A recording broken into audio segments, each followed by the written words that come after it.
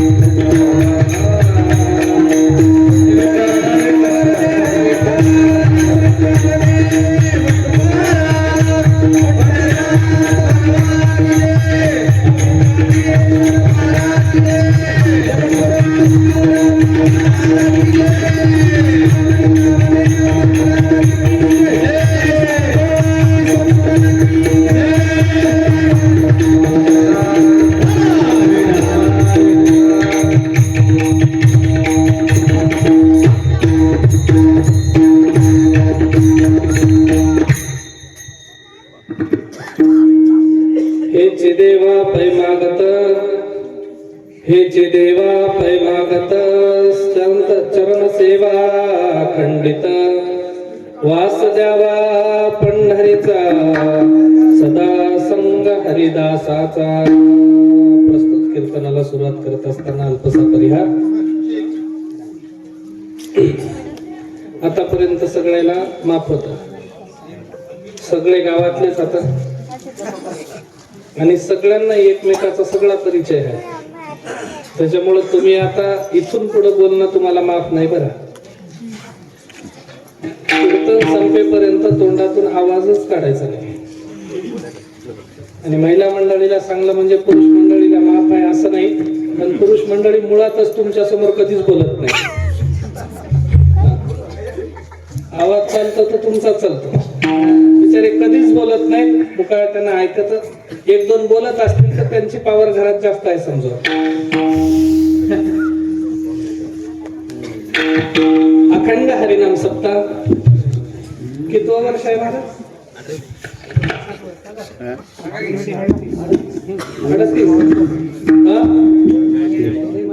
40 की माहितच नाही. 40 वर्ष. 12 36 3 तप पूर्ण झाले तुमचे. आणि 4थ्या तपाला माझ्यासारखा विचित्र गोसाई भेटला. निरंतर प्रतिवर्षी अनेक वर्षांपासून चालत आलेल्या या अखंड हरिनाम सप्ताहाच्या सर्व गावकऱ्यांच्या स्नेहानं, प्रेमानं आणि पांडुरंग परमात्म्याच्या भक्तीमध्ये नाहून निघत असताना पंढरीच्या वाटेनं त्या ठिकाणी झालेल्या भेटीवरती आणि मिळालेल्या प्रेमावरती त्या ठिकाणी तुम्हा सर्वांची त्या ठिकाणी भेट तुम्हाला आम्हाला त्या ठिकाणी प्राप्त झाली. माधवराव पाटील असतील, काकडे बापू साहेब, काशीराम महाराज असतील, गुलाबराव बापू असतील, किंवा एक दोघांचे नाव घेण्यापेक्षा सगळी मंडळी जी पंढरपूरच्या वारीमध्ये मोक्षवासी संत नागोराव बापूंच्या पायी यात्रेमध्ये आम्ही सगळेजण भेटलो. आणि भेटल्याच्या नंतर सगळ्यांच्या एकमेकांच्या प्रति प्रेमाच्या त्या ठिकाणी गोष्टी झाल्या. आणि त्यातनं त्या ठिकाणी सर्वांनी इच्छा व्यक्त केली की महाराज आपण आमच्या गावामध्ये यावं आणि कधीतरी कीर्तनाला आम्ही तुम्हाला बोलवलं तर आमची तारीख घ्या. मी म्हणलं काही हरकत नाही, कारण रोज रोज आपल्या आपल्या परिवारामध्ये कीर्तन करत असताना नाविन्यपूर्ण कुठंतरी दूर जाण्यासाठी योग आला तर तो चांगलाच असतो. आणि मग प्रेमाची माणसं भेटली आणि या प्रेमळ अशा पद्धतीच्या बेलथर नावाच्या या नगरीमध्ये आजची ही 7व्या दिवसाची कीर्तनाची सेवा सर्वांच्या प्रेमापोटी त्या ठिकाणी प्राप्त झाली. तिला गोड करून घेण्याचा प्रयत्न करत असताना उत्कृष्ट अशा पद्धतीचे दोनही मृदंग वादक, त्यानंतर सुंदर अशा पद्धतीचे विनेकरी बापू, कचरू महाराज असतील, सुभाष महाराज असतील, छोटे बापू काय नाव, नामदेव महाराज असतील, आमचे अर्जुन महाराज असतील, छगन महाराज असतील, ही सगळी मंडळी, टाळकरी गायक सहकारी मंडळी, चौकदार महाराज असतील, सिस्टीमवाला दादा असेल, सगळे त्या ठिकाणी चांगली चांगली उत्कृष्ट पद्धतीची आहे. तोंडापुरता नाही काय, मला काही त्याच्याकडून काही भेटायचे नाही, म्हणजे काही त्याच्या दारात रुजवायचे नाही, पण तरी देखील सुंदर अशा पद्धतीची सगळी मंडळी आहे. हा आमचा संत सेवा प्रतिष्ठान चालवणारा आमचा राजेश पाटील मोरे, त्याला काही कुठले पैसे बिशे देऊन आणलं नाही. जिथं आमचे महाराज जातील तिथं मी सोबत येतो म्हणून प्रेमाच्या भावनेनं सोबत येऊन कुठंतरी इकडून एक फोटो काढते, तिकडून एक काढते, आणि आणखी त्याच्या फोटोकडे बघणार गेले की गाडीत बसल्यावर पुन्हा मला भांडण करते, तुम्ही माझ्याकडे का बघणार गेले. त्याच्यामुळे इकडे तुम्हाला वाटेल महाराज फोटो काढायसाठी एक संगत घेऊन येतात की काय, अशातला काही प्रकार नाही. पण त्याला आवड आहे, आनंद आहे आणि तो आपली आवड पूर्ण करण्याचा प्रयत्न करतो. चिखलीकर मंडळी असेल, त्याच्यानंतर जातीचे माणसं कुणी आले असतील, वडगावकर मंडळी आहे, सगळ्यांच्या प्रेमळ उपस्थितीमध्ये किंचित एखादं कुणी राहिलं असलं, आम्हा घरी धन शब्दांची रत्ने, शब्दांची शस्त्रे यत्ने करू, शब्दची आमच्या जीवाचे जीवन, शब्दे वाटू जनधन लोका. देवकर बापूंच्या या भूमीमध्ये, दत्त महाराजांच्या या भूमीमध्ये, साक्षात हनुमंतरायाच्या या मंडपामध्ये आणि हरिनामाचा जागर करण्याचा प्रयत्न करूया आणि कीर्तनाला प्रारंभ करूया. विठ्ठल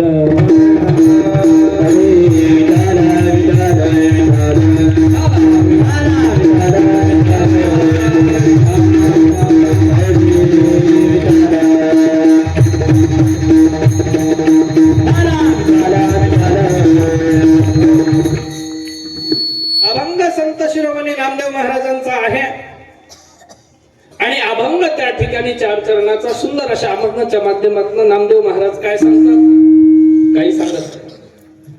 परमात्म्याचे लढीवाळ भक्त असणाऱ्या नामदेवरायांनी देवाने जेव्हा त्यांना प्रश्न विचारला की नामदेवराया, अहो फार तुम्ही सेवा केली म्हणले या संप्रदायाची, फार मोठा त्या ठिकाणी एवढा डोलारा परमार्थाचा तुम्ही उभा केला आणि उभ्या केलेल्या या डोलाऱ्यातनं आम्ही संतुष्ट झालो.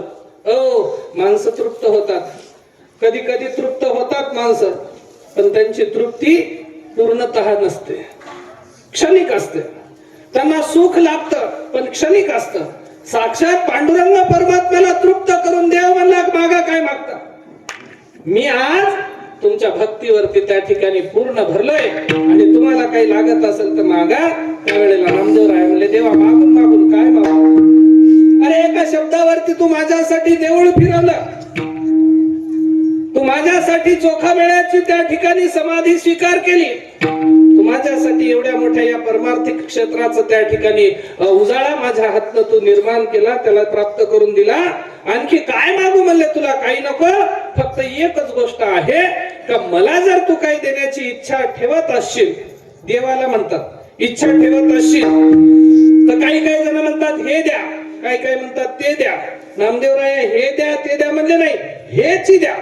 हेची काय, तुमच्या चरणाची सेवा. हे द्या म्हणलं का दुसरं मागण्याची शक्यता असते, पण हेच द्या म्हणलं तर दुसरं मागण्याची शक्यता नसते. देवा याच्या व्यतिरिक्त काही नका, तुमच्या चरण सेवेला मला कायमच पडलं द्या, त्या ठिकाणी राहू द्या. मग महाराज म्हणले इतकंच पाहिजे का. साधकानं प्रश्न केला एवढंच मागायचं होतं का म्हणले देवाला.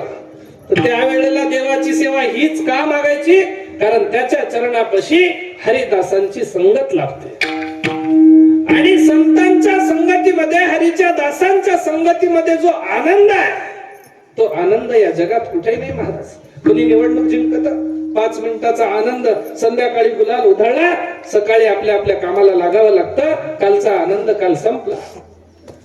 कोणी एखादी स्पर्धा जिंकत 8 दिवस महिन्याभराचा आनंद, कोणी लग्न करून येत लईत लई 3-4 महिने 6 महिने वर्षाचा आनंद.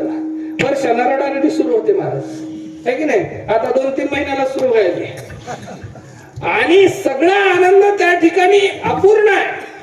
पण संतांच्या संगतीमध्ये जेव्हा जेव्हा जाल ना, आता ही अर्जुन महाराज, हे सुभाष महाराज, हे कचरू महाराज, हे छगन महाराज, ही सगळी मंडळी, ही वडगावची मंडळी जेव्हापासून आम्हाला भेटत गेली, जेव्हा जेव्हा आम्ही भेटलो तेव्हा तेव्हा आमचा आनंद कमी झाला नाही, वाढत गेला.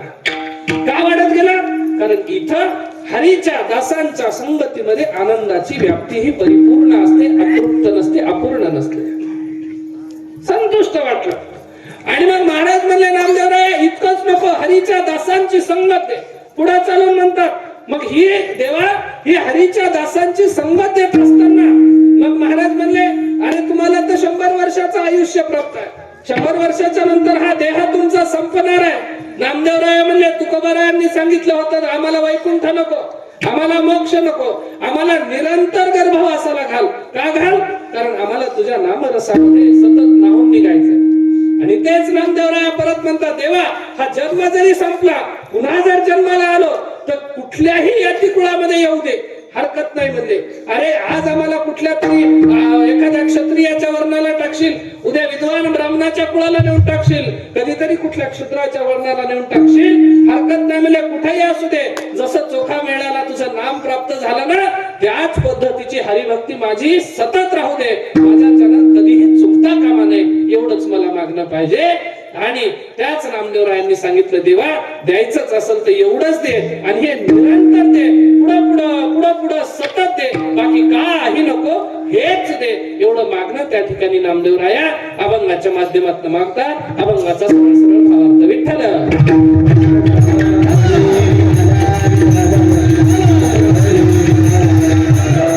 महाराज मागावं काय हे सुद्धा माणसाला कळायला पाहिजे, है की नाही?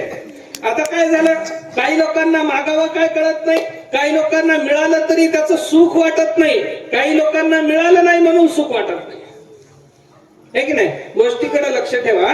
काही लोकांना मिळालं तरी सुख वाटत नाही आणि काही लोकांना मिळालं नाही म्हणून सुख वाटत नाही. काय झालं, पिशे सगळे एका गाडीमध्ये भरले आणि सगळे वेडे गाडीत भरून त्या ठिकाणी कुठं नेऊ लागले, असायला त्या पिशांच्या हॉस्पिटलला, काय म्हणतात येड्याला, हा हॉस्पिटलला नेऊ लागले. नेत असताना त्याच्यामध्ये एक चांगलं तर्णबाण पोरग होत आणि तर्णबाण पोरग होता, सुंदर दिसायला लागलं, देखणं आहे, लग्नाला आलेला राजबिंडा तरुण पुरुष दिसतोय. आणि ते पिशांच्या जत्रामध्ये का एका जणांना न राहून विचारलं, का बाबा म्हणले, एवढं चांगलं दिसतं, एवढं सुंदर आहे, हे का वेडं झालं, एवढ्यांच्या मध्ये काऊन हे वेड्या सम्मिलित झालं, का सहभागी झालं? त्यावेळेला एका जणानं उत्तर दिलं, याने एका मुलीवरती प्रेम करत होता आणि तिच्या सोबत याचं लग्न झालं नाही म्हणून हा पागल झाला. काय सांगितलं? तिच्या सोबत याचं लग्न झालं नाही म्हणून हा पागल झाला. मग नियतीला यानं मागितलं होतं तिच्या सोबतचा सहवास, याला भेटला नाही, हा पागल झाला. याच्या शेजारी एक दुसरं होतं, तेही तसंच दिसायला होतं. दुसऱ्यानं विचारलं, बाबा हे एक पोरगी भेटला नाही म्हणून पागल झालं, हे दुसरं, हे म्हणजे पहिलं जे आहे, जी आवडती होती तिच्या सोबत लग्न झालं नाही म्हणून पागल झालं, आणि हे दुसरं जे आहे, तीच मुलगी तिच्या सोबत याचं लग्न झालं म्हणून हे पागल झालं. तिच्या सोबत याचं लग्न झालं म्हणून हे पागल झालं. संतांनी सांगितलं, ये दुनिया अजब खिलौना है, मिल जाए तो मिट्टी और ना मिले तो सोना है. अरे भेटलं तर त्या माणसाला किंमतच वाटत नाही, आणि नाही भेटलं तर ते सोन्याच्या पेक्षा त्या ठिकाणी महामोलाची दिसते. भक्ती एकदा अंतरामध्ये जर उतरली तर भक्ती ही कधी मातीमोल होत नाही, ती उत्तरोत्तर वाढत जाते आणि संसारिक सुखाची, संसारिक वस्तूंची माणसाच्या मनातली अंतर्भूत असलेली त्याची व्याप्ती, त्याचं सुख, त्या गोष्टींचं महत्व कमी कमी होत जातं. एकमेव परमार्थच असा आहे जो देवाच्या, ईश्वराच्या सानिध्यात गेल्यानंतर वाढत जातो आणि संसारिक वस्तू कमी कमी होत जातात. बाकी इतरत्र कुठेही फिरा, वस्तू नाही भेटली की माणूस लढतो आणि भेटल्याच्या नंतर त्याची किंमत करत नाही. सांगणारे कीर्तनकार कितीतरी आहेत महाराज महाराष्ट्रात.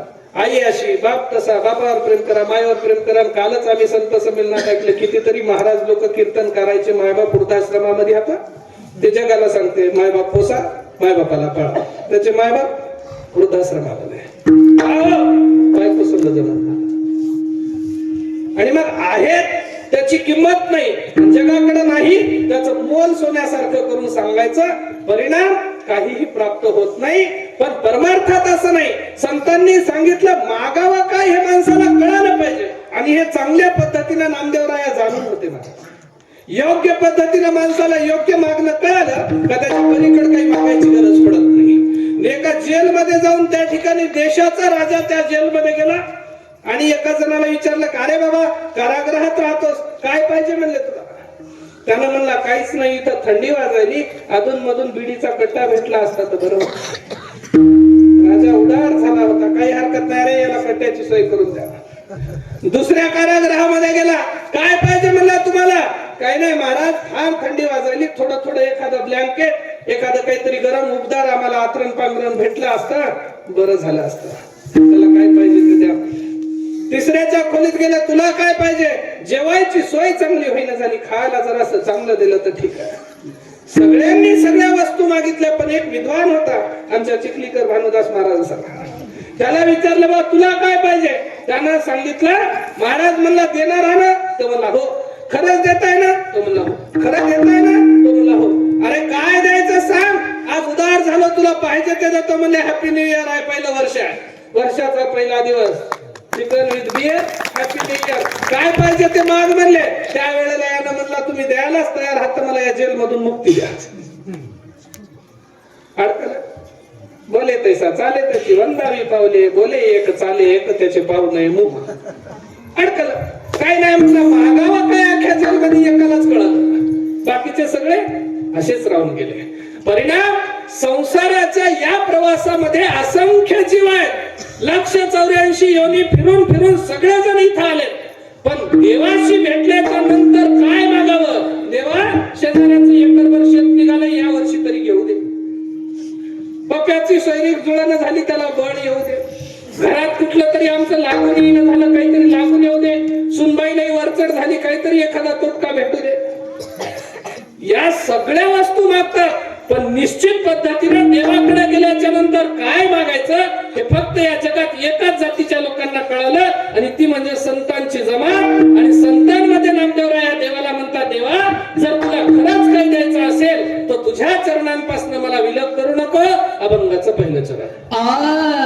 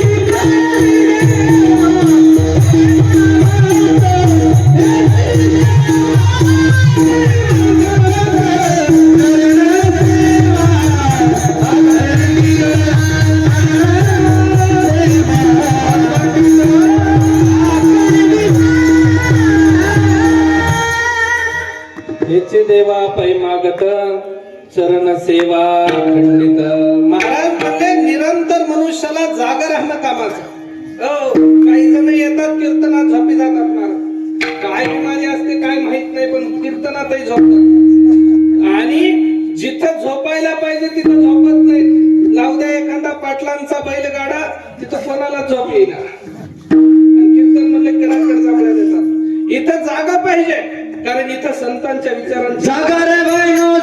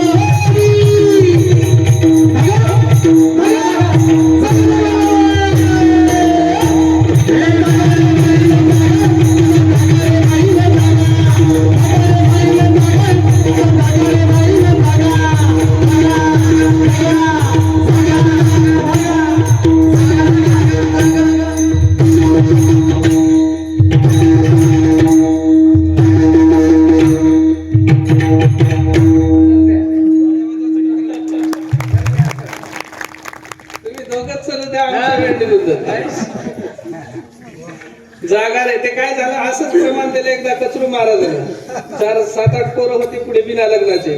ते जागारा बाईनं जागा म्हणले, त्याला झगारा बाईनं झगा म्हणाले. ते गाणं निघालं होतं नेमकं तेव्हा, ते काही वाऱ्यावर हे असलेच राहतात महाराज. काही देणं नाही घेणं नाही परमार्थाचं. फक्त कुठल्या ना कुठल्या पद्धतीनं महाराजाचं कोणी. आता ही जत्राच आहे एक प्रकारची. काही जण चला घरात काय बसावं म्हणून इथे येऊन बसतात. काही जण घरातली बसू देईना म्हणून इथे येऊन बसतात.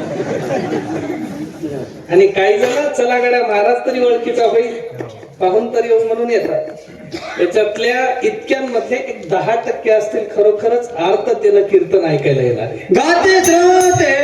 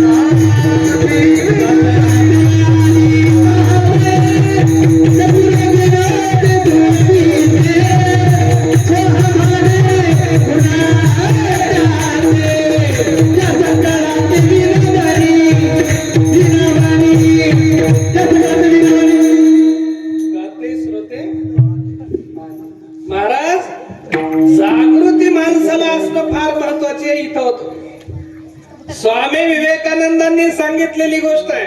मी कुठेही त्या ठिकाणी प्रत्येक वेळी सांगत असतो. Education is the manifestation of perfection that is already in man. ऐका म्हणले, एज्युकेशन मीन्स, एज्युकेशन म्हणजे शिक्षण, एज्युकेशन म्हणजे ज्ञान. हा ज्ञानाचा गुण मनुष्याच्या अंतर्भूत पूर्वीपासून आहे. तो ज्ञानाचा गुण मनुष्याला कळत नाही, कारण त्याच्याकडे ज्ञानाची जागृती नाही. And second thing is said by Swami Vivekananda, religion is the manifestation of divinity that is already in man. Maharaj म्हणतात, अरे जसं शिक्षण, एज्युकेशन, ज्ञान मनुष्याला महत्वाचं आहे, त्याच पद्धतीनं धर्म माणसाला तितकाच महत्वाचा आहे. कारण शिक्षण हे मनुष्याला परिपूर्ण बनवतं आणि धर्म हा माणसाला माणसापासून देवत्वापर्यंत नेऊन पोहोचवतो. नराचा नारायण बनवतात, त्या प्रक्रियेला धर्म म्हणतात. आणि म्हणून शिक्षण आणि धर्म, ज्ञान आणि धर्म या दोनही गोष्टी जोपर्यंत मनुष्याला जागृतीनं प्राप्त होत नाही, किंबहुना या दोन गोष्टींना माणसाला जागृती प्राप्त होत नाही, तोपर्यंत तो जगामध्ये उच्च कोटीचा परमार्थ करू शकत नाही. आणि त्याच्यासाठी संतांनी सांगितलं, फक्त संतांच्या वचनांवरती तुम्ही लक्ष ठेवा. शास्त्र काय सांगतात, पुराण काय सांगतात, आमचे उपनिषद काय सांगतात, काहीच नाही कळत ना. वडी साळी भक्ती संतांनी काय सांगितलं, अभंग काय बोलतात, त्याच्यावरती थोडस चिंतन करण्याचा प्रयत्न करा. आणि सगळ्यात मोठी शोकांतिकेची हीच बाब आहे का आमच्या लोकांना कीर्तन, अभंग, अभंगावरती अभ्यास, त्याच्यावरती चिंतन आवडत नाही. आणि म्हणून आमच्या लोकांना उच्च कोटीचा परमार्थ कळत नाही. विनोदाची कथा गोडा लागे, विनोदाची कथा गोडा लागे, विनोदाची कथा गोडा लागे, कथा गोडा लागे. देवाचे चरित्र सर्वथा, देवाचे चरित्र सर्वथा,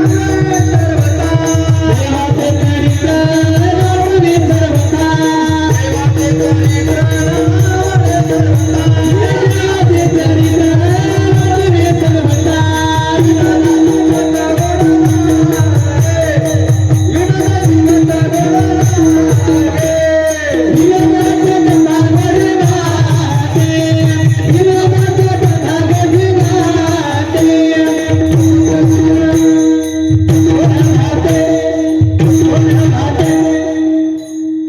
देवाचे चरित्र न आवडे सर्वथा, विनोदाची कथा गोड लागे. काय झालंय महाराज, तिघ जण मित्र होते आणि तिघही मित्र जंगलामध्ये सहलीला निघाले. आता मित्र मंडळी जातात महाराज सहलीला. तिघही सहलीला गेल्याच्या नंतर जंगलात जाऊन काय केलं, दिवसभर फिरले. झरे, वनातली काही पशु पक्षी, सुंदर किरकिर किरकिर येणारा आवाज, निसर्गाच्या सानिध्यामध्ये अख्खा दिवस फिरले. आणि संध्याकाळी जेव्हा घराकडे परतून यायचं होतं, धो धो धो धो पाऊस सुरू झाला. आणि धो धो पाऊस सुरू झाल्याच्या नंतर, असू द्या काय नाही, काय कुठे जाईना, पाऊस सुरू झाल्याच्या नंतर घराकडे परतत असताना यांना जाता येईना, कारण वाटच मिळेना महाराज. वाटेमध्ये जाता जाता पूर ओसंडू लागला आणि एका ओढ्याला भला मोठा पूर आला, यायला घराकडे जाता येईल. मग आता जायचं कसं, जाता येईना म्हणून एका ठिकाणी एका शेतकऱ्याच्या झोपडीवरती राहिले. राहिल्याच्या नंतर तिघाही जणांना आता म्हणले, बा दिवसभर आपण उपवासी, आपल्याला भूक लागली. भूक लागल्याच्या नंतर काय खायचं. एक जण म्हणला, आपल्याला तर घरचे डबे आणले नाही, दिवसभर आपण फिरलो, करायचं काय. एकानं शेतकऱ्याच्या त्या झोपडीवरती, जागलीवरती, त्या खळ्यावरती, त्या आखाड्यावरती एकानं पातेलं काय लागते ते साहित्य सगळं जमवलं, लाकडं वगैरे, चुलीचं सगळं साहित्य. एका जणानं तांदूळ, साखर काय लागते ते सगळं जमवलं. एका जणानं दूध आणलं आणि सुंदर पद्धतीची तिघा जणांनी गोड भाताची खीर बनवली. पोटभर तिघा जणांनी खाल्ली. 4 लिटर दुधाची खीर पोटभर खाल्ल्याच्या नंतर एक कटोरीभर खीर शिल्लक राहिली. ते म्हणले, बा आता या खिरीचं काय करायचं. एक जण म्हणला, टाकून द्या. दुसरा म्हणला, टाकू नका, थंडीचे दिवस हात, उद्या सकाळी खाता येते, तशीच झाकून ठेवा. तिसरं म्हणला, अरे बाबा सकाळी खाता येते ठीक आहे, पण नेमकी हे खीर सकाळी खाणार किती, तिघ जण, खीर किती आहे, 1 कटोरी. थोडं थोडं तिघांना खाण्यापेक्षा एकानच खायची म्हणला पोटभर, पण कोण खाणार ते आता ठरवा. एक जण म्हणला, आपण झोपतो. झोपल्याच्या नंतर रात्रभर स्वप्न पाहिलेले सकाळी सांगायचे, ज्याचं स्वप्न सगळ्यात चांगलं असेल त्यानं खीर खायची. ते म्हणले ठीक आहे. मग ठरल्याप्रमाणे रात्रीला झोपी गेले, खीर झाकून ठेवली. एका जणाला रात्री 1-1.5 वाजता जाग आली, उठलं झोपेतून. आणि झोपेतून उठल्याच्या नंतर 1-1.5 वाजता हळूच त्यानं ती खिरीची कटोरी काढली, चाटून पुसून खीर खाल्ली, झाकून ठेवून झोपी गेला. सकाळ झाली, ते बोलकं होतं ते उठलं. अरे चला म्हणे आपण खीर खाऊ. हे म्हणले, अरे बाबा कोण खाणार आहे, ठरवायचं आहे. ते म्हणले, सांगा आपले स्वप्न. ते म्हणला, मीच सांगतो, आधी सांग म्हणजे. त्याने म्हणला, माझ्या स्वप्नात रात्री भवानी आली, मला माऊरला घेऊन गेली, तुळजापूरला नेली, कोल्हापूरला नेली, वणीला नेली, सगळीकडे मी देवी संग फिरलो. 3.5 शक्तीपीठाचं दर्शन मी घेतलं आणि मी खीर खातो. म्हणला, माझं स्वप्न चांगलं आहे. दुसरं म्हणला, थांब माझं ऐकून घे. दुसऱ्यानं सांगायला सुरू केलं, आता भवानीपेक्षा मोठा महादेव. मग त्यानं म्हणला, बा तू तरी इथं फिरलास महाराष्ट्रात, माझ्या स्वप्नात महादेव आला म्हणे. महादेव नंदीवर बसून होता, मला पुढे बसवलं आणि मी नंदीवर बसून महादेवासोबत भारतातले 12 ज्योतिर्लिंगाचं दर्शन केलं. नेपाळच्या पशुपतीनाथासहित बद्रीनाथ, अमरनाथ सगळं सगळं करून आलो म्हणला. त्याच्यामुळं माझं स्वप्न मोठं, माझं स्वप्न चांगलं, मी खीर खातो. आता हे दोघं जण मी खातो म्हणता म्हणता हे दुरूनच हळू हाक मारला, अरे मज तर ऐका म्हणे. हे म्हणले आता महादेवन भाऊ पार्वती भवानी शिवाय कोण मोठा आहे म्हणले, आता सांग म्हणले तुझं काय स्वप्न आहे. त्यानं म्हणला काय सांगा आबा बाबा बाबा म्हणला, माझ्या स्वप्नात रात्री 1-1:30 वाजता मारुतीराव आले. ते म्हणले मग मारुतीराव आल्याच्या नंतर त्यांच्या हातामध्ये एवढी मोठी गदा होती, हानहल्ली म्हणले डोंगरावरून उठ. रागाच्या भरात उठलो. देव रागात आहे, डोळे लाल बुंद आहेत, अकराळ विकराळ चेहरा आहे. काय भाई देवा म्हणल्याच्या नंतर उठ, जाय ते खीर खाय म्हणले. मला ते म्हणले काय स्वप्न सांगायला का खरं? ते मला स्वप्न सांगायला. हा मग बरं आहे, सांग म्हणले काय नाही म्हणला. देवानं गदा हाणली, रागारागात देवानं हाणलेली गदा मी लटलट कापत गेलो आणि खीर खाऊन घेतली. म्हणले अरे हे स्वप्न नो, हे खरंच बोलायले. कटोरी काढून खाली रिकामी आहे महाराज. लागले शिवाय द्यायला, तू दोन आपल्या मैत्रीला डाग हास काय की हास बरंच लय. त्याचा उद्धार केला या 2-3 मित्रांना. आणि दोघा जणांनी उद्धार केल्यावर हे म्हणलं अरे बाबा नेमकं करू तर काय करू. देव रागात होते, गदा हाणली, जाय म्हणले खाय म्हणले, आता खाऊ नको तर काय करू. त्यावेळेला हे म्हणले अरे बाबा कोणीतरी एकानं खायचं होतं, तू खाल्लास, आमची काही अडचण नाही, चांगलं झालं. पण कमीत कमी त्या देवाला एवढं सांगायचंय, देवा शेजारी 2 मित्र झोपलेले हात त्याला उठवतो, तुमचं दर्शन होईल. इतकंही तुला सुचलं नाही का म्हणले. त्यावेळेला हे म्हणलं अरे मी काय पागल आहे का. देवाला म्हणलो म्हणे देवा दोघं शेजारी झोपलेले हात त्याला उठवतो. देवच मला मारत राहा म्हणले. मला एक भवानी सोबत देवाला गेले, एक महादेवासोबत गेले. तूच इथं आज तूच खीर खाल्ली. सांगण्याचं तात्पर्य जो जागलेला आहे त्याला भरलेल्या खिरीची कटोरी सापडली. आणि जे झोपत स्वप्न पाहत बसले, आताच काय करायचं, आणि किती लग्नही झालं नाही, करायचे तर मान देव देव. आताच काय करायचं, आता तर लेकर बाळ झाले, त्याचे लग्न होऊ द्या, मग करायचे देव देव. आताच काय करायचं, आताच काय कारभारच सुटला नाही हातातला, सुटू द्या एकदाचा, मग करायचे देव देव. म्हणता म्हणता म्हणता म्हणता आयुष्यभर ज्यांनी स्वप्न पाहिले ते रिकाम्या कटोऱ्या हातात सापडल्या. आणि जे वेळेला जागे झाले महाराज ध्रुव आणि प्रल्हादासारखे, छत्रपती शिवाजी महाराजांसारखे, त्यांच्या हातात यशाची भरलेली कटोरी सापडली. आणि संतांनी सांगितलं वेळेत जागे व्हा, कारण जागृती हे महत्वाचे आहे महाराज. आणि तुम्ही जागे झाले ना की संत नामदेवरायांनी जसं मागितलं तसं देवाला मागायला लागतं. देवाचे पाय कधी माझ्यापासून तुटू नये. आता आमचे छगन बापू म्हणले भाग्याचा उदय देही जोडी संत पाय. अरे एकदा देवाचे एकदा संताचे पाय भेटले ना, जगात तुम्हाला काहीच भेटायची आशा लागत नाही म्हणले. आणि म्हणून नामदेवराय म्हणले देवा तुझ्या चरणाची संगत मला त्या ठिकाणी कधी तुटू देऊ नको, तुझ्या चरणापासून मी दूर जाऊ देऊ नको, आणि तुझ्या संतांच्या हरिदासांच्या संगतीतनं मला कधी दूर जाऊ देऊ नको. अभंगाचं दुसरं चरण. वासुदेवा पंढरीता, वासुदेवा पंढरीता,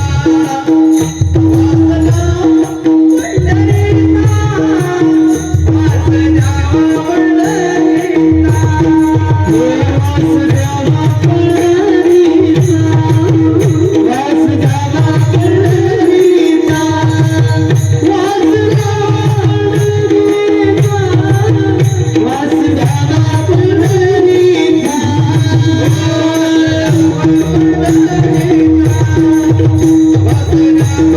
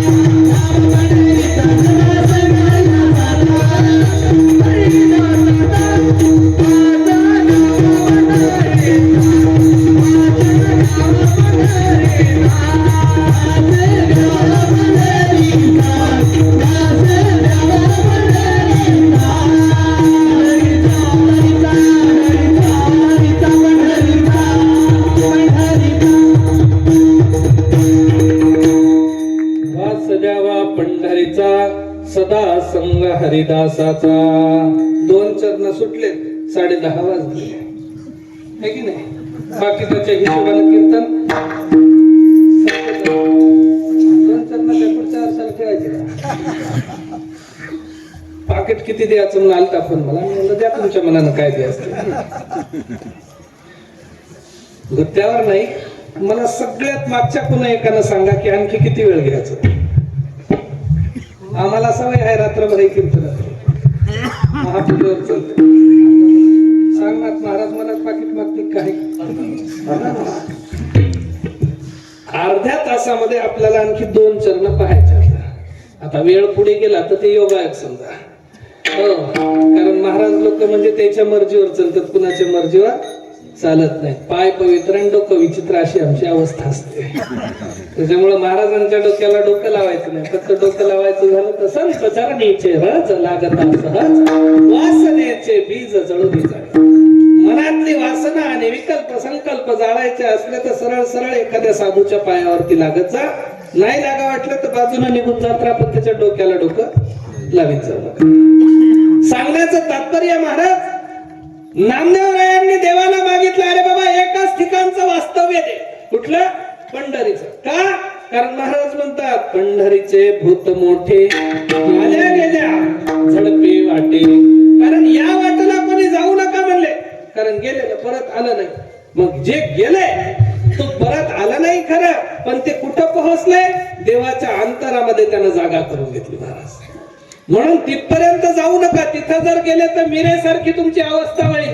समाज तुम्हाला हसेल, समाज तुमची हेटाळणी करेल, समाज तुमची निंदा नालस्ती करेल, पण देव तुम्हाला स्वीकारेल. आणि तिथपर्यंत जर तुम्हाला जायचं नसेल, समाजाचं हसं घ्यायचं नसेल, तर इकडेच मस्त गोड गोड बोलत जा, गोड गोड राहत जा, समाधानाने एकमेकाचा मोठेपणा करत जा आणि एकमेकाला मोठं करून आपलं आपलं आयुष्य सुंदर जगा. काही गरज नाही म्हणजे तिथपर्यंत जायचं. माणसाला जगताना परमार्थ निवडायचा का प्रपंच निवडायचा का? याही पलीकडे जाऊन प्रपंच परमार्थ साधतील दोन्ही, दयासी निर्वाणी सुख होय. देवाची प्राप्ती करून घ्यायची, प्रपंचातली कामं देखील व्यवस्थित पार पाडायची आणि देव त्या ठिकाणी संसारी असावे असोनी नसावे, भजन करावे वेळोवेळा देवाच्या पक्षी अंगानी उतरती एका गुलपानी गाती, पैसे आसावे संसारी डोळरी.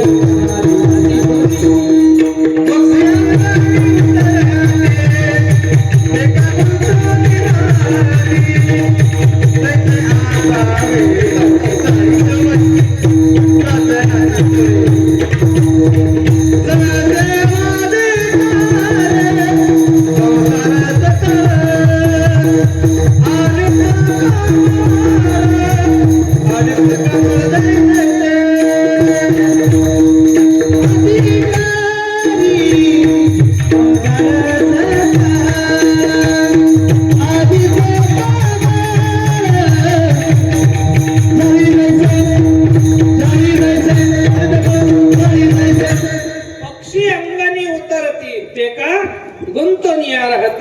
पक्षी जसे एखाद्या अंगणात उतरतात, दाना उचलतात, निघून जातात, पुन्हा त्यांना त्याच्याशी काही देणं घेणं नाही. काय झालं ते आमचे माणसं मरायला टेकले तरी कमराची चाबी सोडणार ना.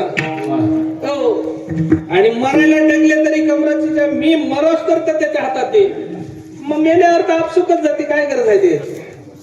महाराज म्हणतात, अरे व्यवसायात, या प्रपंचात, व्यापारात, व्यवहारात, या दैनंदिन नित्यक्रियेमध्ये मन अडकून ठेवण्यापेक्षा जीवाच्या हिताचं एखादं साधन विचारा. आणि काय झालं महाराज, ही जीवाच्या हिताची साधना माणूस विचारायला किंवा प्राप्त करायला विसरून गेला आणि संसारिक साधनं जमा करण्याला. एखादं कुणी आहे का हात वर करावं? आता जमा केलेला आजपर्यंतचा पसारा आहे आणि त्याच्यातला एखादा मेल्या महागारी संघ घेऊन जाणार आहात. काय काय केलं नाही, धुरे फोडले, लबाड बोलू बोलू बाक्या जमा केल्या, कोणाचं व्याज बुडवलं, कोणाचं कर्ज बुडवलं, कोणाला शिव्या दिल्या, कुणाचा अपमान केला, कुणाचा याचा सत्ताच कसा होते बघतो म्हणल्या, कधी याचं कामच कसं होते बघतो म्हणलं. काय केलं नाही या माणसानं, सगळं केलं आणि सगळं करून सगळा पसारा जमा केला आणि सगळा पसारा जमा करून जाताना काहीच नेता येईल. महाराज म्हणले, काय अवस्था झाली या देहाची आणि काय अवस्था झाली या जीवाची, काही नेता येत नाही. मग न्यायचं आहे काय सोबत? फक्त परमार्थ रूपी शिदोरी. एकदा नेलं का पुन्हा ते सरत नाही. इथला चोर त्याला चोरत नाही आणि देवा घरी एकदा नेल्याच्या नंतर ते कधीही सरत नाही. इतकी मोठी शिदोरी त्या ठिकाणी नामस्मरणाची, देवाच्या भक्तीची, परमार्थाची आणि संतांच्या आशीर्वादाची, कृपेची प्रारब्धानं त्या ठिकाणी जमा करण्याचा प्रयत्न करा म्हणले. बाकी काही करायची गरज नाही. आमच्या लोकांना काय करावं आणि काय कळत नाही. साधूच्या जवळ एक सावकार निघाला आणि सावकार जाता जाता त्या ठिकाणी साधूला निघाला साधूच्या दर्शनासाठी. जाताना सावकाराच्या दारावरच्या पोपटानं त्या ठिकाणी सावकाराला विचारलं, सावकार कुठे जात आहे? त्या पोपटाला सावकाराला सांगितलं, मी माझ्या गुरुच्या महाराजाच्या दर्शनाला चाललो. ते म्हणले, ठीक आहे, तर जाता जाता सावकार माझं एक काम करा. ते म्हणले, काय करायचं? काही नाही म्हणलं, फक्त तुमच्या गुरुला एवढं विचारा, या पिंजऱ्यातून माझी मुक्ती कधी आहे? ते सावकार म्हणणार, ते गुरु काय सांगणार? होय, माझ्या हातात आहे म्हणला, तुला याच्यातून सोडायचं की न सोडायचं, हे की नाही?